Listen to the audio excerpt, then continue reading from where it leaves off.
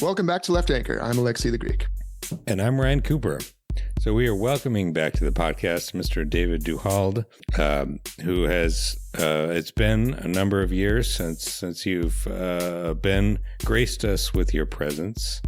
You've been a busy boy. You've been out working. You've been undermining, our capitalist plutocracy, working to build people power, and you've in that context, as well as doing some organizing work, you've written a great review of a book about the Democratic Socialists of America, DSA, an organization of which I've been a member for almost 10 years now.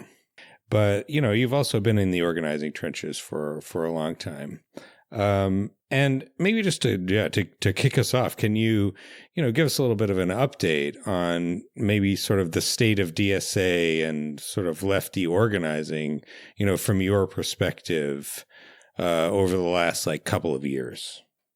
Yeah. So I think last time we checked in, Joe Biden was still president. So big change there. And I would say, and we'll probably get into it in the book, that reflected not a nadir, certainly in our lifetimes of left-wing activism, but a real tension point, because you have to get in the situation where from the radicals to the progressives are like, what do you do when someone who's not a political figure everyone can hate is in power? And how do you do critical support? How do you deal with some of the progressive things he was trying to do, especially around the environment and stimulus and even labor, to the very not progressive things around, especially the foreign policy. And I feel that the return to Trump is not a coincidence why this is DSA is as big as it's ever been, which we'll get into, and I think why a lot of actually other left-wing groups, have seen a resurgence. But what I find fascinating is the Trump bump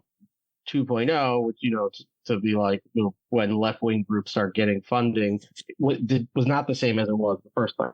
I think that, one, there was a delayed effect.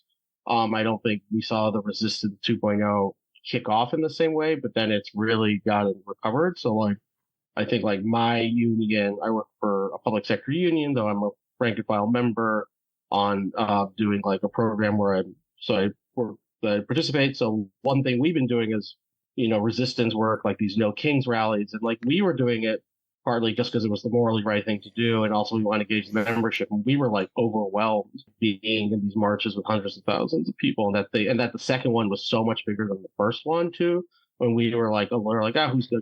So now we're gearing up for the third one, and I think that's an interesting thing where you see DSA and the resistance liberals are doing well, but some of the immigrant rights groups they've done okay, but I think that there's other groups like the kind of Our Revolutions and other kind of progressive Democratic groups aren't faring in the same way. They're not getting that buzz, and I think that reflects that I think we'll get into is that people really are polarized, and they're looking for either radically different solutions and candidates, not just someone who's going to be a liberal, and they're also much more into direct action. Not to have that doesn't have to be militant. It could just be I'm gonna go to these mass demonstrations now.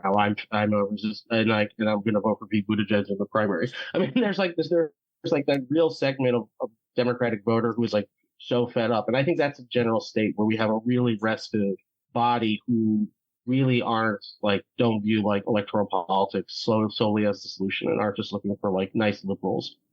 Which is why I think on a microcosm in my state is why I think Chuck Schumer is so vulnerable, and I think anyone on this call would get 30% of the vote. I mean, not to me. It's just I think that people are just so fed up with how he's handled. And I don't think that would have been possible 5-6 years ago. Certainly not in the Obama era. Yeah, I mean, this seems to be the big, difference between Resistance 1.0 and 2017 Resistance 2.0. The media narrative that basically institutional authority was attempting to push at the beginning of the second Trump administration is that, the resistance is totally clapped out. Everyone's given up, just abandon hope, all ye who enter here type shit. And in fact, if you look at the number of people who are showing up to rallies, protests, all that sort of thing, it's actually way more than happened in 2017. I agree. Sorry to interrupt you, but it's just I think one microcosm example, And also, like, and it's not perfect, but I think it's interesting for your listeners to think about. Like, my union participated with other unions in honoring Alex Preddy, the nurse who was murdered by ICE. And we went to a VA Veterans Administration Hospital. 2,000 people showed up. The next day, 5,000 people showed up in Napoli Square in downtown New York for like the general strike. So even like it's not totally analogous to people push back, but I think it's interesting that like organized labor could not deliver more people than just like Instagram messages. So it shows you also just how people are organized in different spaces too and are showing up in much larger quantities than I think we've been used to. Yeah. Yeah. And I think in addition to the fact that, institutional capital was on the side of the resistance to some degree in 2017, and it is not this time. I mean, the Washington Post is the best example of that, owned by Jeff Bezos. In both instances, in 2017, they changed their motto to "Democracy dies in darkness." And now the motto, tacitly appears to be, "We are going to kill democracy in darkness and bury its corpse on the golf course," just like Donald Trump's first wife. There's always so much to think about with Trump. There are so many horribly fucked up things that he's done every single day that he has ever existed. But what was I going to say? The other aspect of this that's different is that in 2017, the bulk, I think it's fair to say, the bulk of the resistance was behind the Democratic Party leadership. They were saying, okay, what we need to do is mobilize behind Nancy Pelosi, behind Chuck Schumer, and we need to like put them back into power. We need to elect Joe Biden. That is what that culminated in. They successfully elected Joe Biden, and he didn't put Trump in jail. And so now I think that I mean, you look at this in the polling, it's completely flipped. The Democratic Party, in a way that the rank and file voters are deeply, deeply dissatisfied with the leadership in a way that they were not. That they were not in 2017, that is to say. Can you speak to that and how it's sort of like, changed things on the ground as far as organizing and whatnot?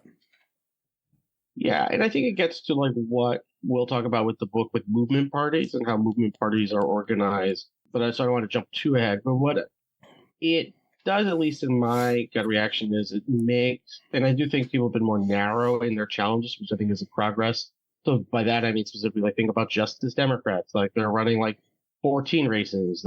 We're not having the Justice Democrats brand new Congress of like, if Pepperidge Farm remembers when it was like, we're going to challenge everyone in Congress. But I remember that was like an actual thing, like people have matured. So it's narrowing that, but it's also that people are much more open to more radical changes. And I'm trying to, I'll get more specific in that it's impossible to imagine a world where Zohran Mamdani wins, but it hasn't happened recently, where like where these institutional figures like Andrew Cuomo aren't just dog walking the opposition. And I think like he's an interesting example, but it's not the only example that we're seeing across the country where people are just like, with Democratic primary voters, I think is the way we can measure it most concretely, aren't open up. But there's still limitations. Like what's interesting too is like you see in like Minnesota before the uprising against and the general strike,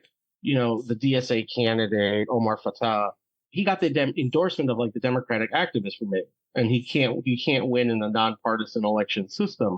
But it also, his endorsement alone showed, I think, there was a rested body, and that you're just seeing over and over again, like challenges. And like, we can even, let's move DSA, like the fact that like Brad Lander, or comptroller, is running a real challenge to Dan Goldman, an incumbent, over Gaza, but over other things, because Dan Goldman just is more centrist than the district is.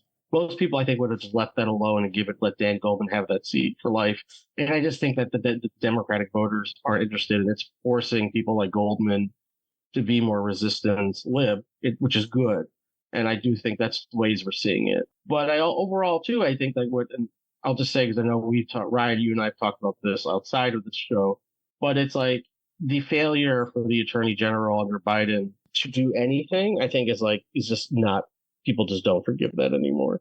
And I just don't see a Democratic primary base that's going to allow kind of like just resting on norms anymore. And I do think that and I'm curious what Alexei thinks too, like, is this like, I do think there's more of a tit for tat and partisan, for better or for worse, where people are just like, this is our guy, and now it's our turn, and people are much more willing to fight dirty.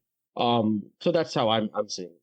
It's interesting. I think across the spectrum of dissatisfied voters, from people who know a lot about politics to people that are just barely involved.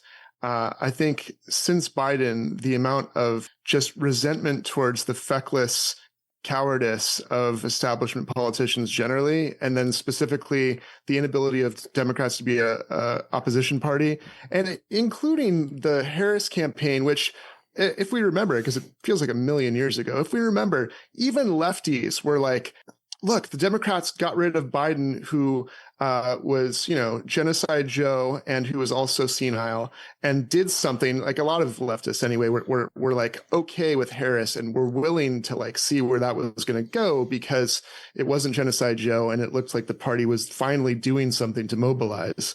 And then Walz seemed like a promising pick instead of Shapiro. And there was actually some energy from the left for those who care about electoral politics, at least. And then the actual campaign shifted to the consultant class, and she stopped talking about prices and economics and started campaigning with, Liz Cheney, and moving to the right on immigration, and giving a speech at the convention about having the most lethal armed forces in the world, right? And just totally deflated, especially with her inability on Gaza to really let anyone speak at the convention, et cetera, et cetera. There was a deflated kind of energy at that point, and then the loss really kind of compounded that, it seems to me. So I think like the rise of a Mamdani and the embrace of principled lefties, I think, has to be seen in the context of like so many repeated failures to just do the bare minimum to stand up for anything, let alone be ideologically left, right? So I don't know. I think that there's been some charismatic, talented politicians like Mamdani, but also just like a popular front of people who are just in favor of anyone with guts that has principle and integrity, willing to step up and do anything that looks like vision or opposition. I don't know what you think about that, but it just seems like people are just thirsty for that, and that helps, of course, mobilize people to act when it comes to these rallies or protests or various other direct action activities, right? Yeah, and I think, just to put a bow on it, is like, this is like never a fight to get on with the online left, but I do concretely think that the majority of center left people are with me, and I think I assume with you guys on this, is like with the January 6th, like the fact there was like not only no justice for January 6th, but there was like the people who did get justice were released from jail.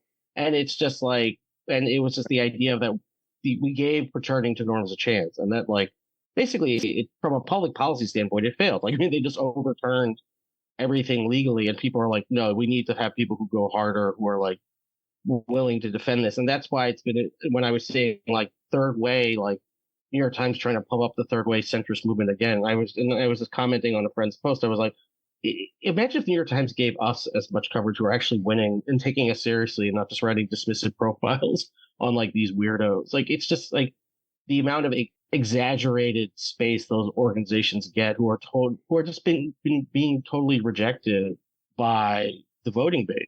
And for good reason, because they're actually they're not stopping what they're supposed to be stopping, even if they're not passing. And I think it's a genuine vibe shift, the kids would say. Yeah, vibe shift. Yeah. That's the end of the preview, folks. If you'd like to listen to the rest of the episode, you can subscribe at patreon.com/leftanchor, where for $5 a month, you can get our bonus episodes. And at $10 a month, you can get our bonus episodes, plus also a roughly 60% off discount on an American Prospect print subscription. We've changed how that one works. And if you're having any trouble with that, by the way, as an existing subscriber, shoot us an email at leftanchorpodcast@gmail.com. We'll get you sorted out. In any case, thanks for listening. We'll see you in the next one.